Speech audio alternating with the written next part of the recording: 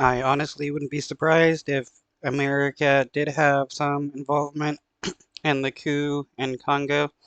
It's well known that the United States will uh, prop up various people that have interest in working with the United States, especially when it's a nation with a lot of oil, and installing those people into positions of power via coups and stuff, so that they can then siphon oil from that nation. Tonight, at least 6 people are dead and 50 detained after the military of the Democratic Republic of the Congo says it foiled a coup attempt.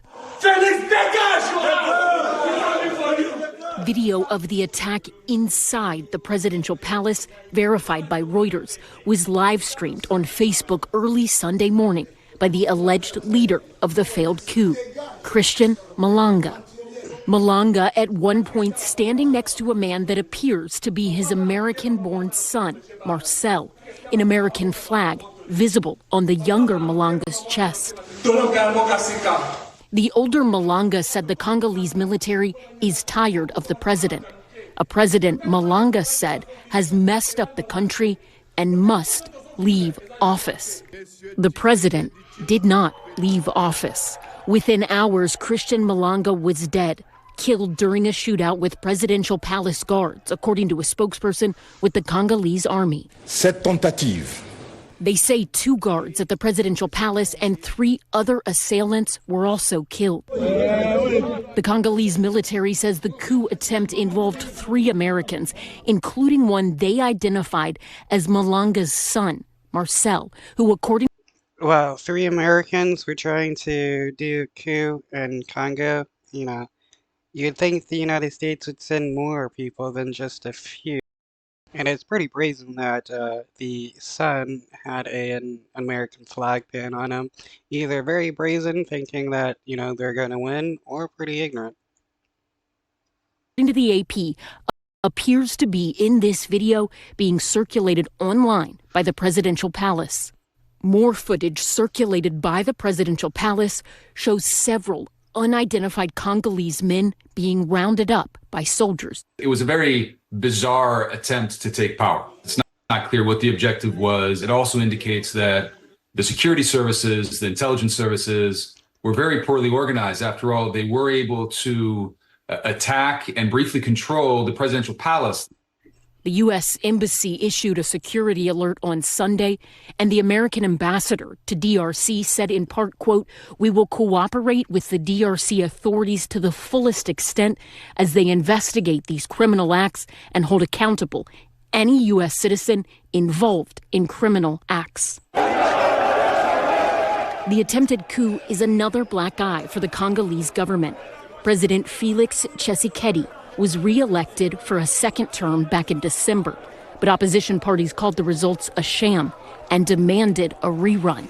The government dismissed allegations of fraud and ultimately rejected calls for a rerun of the elections.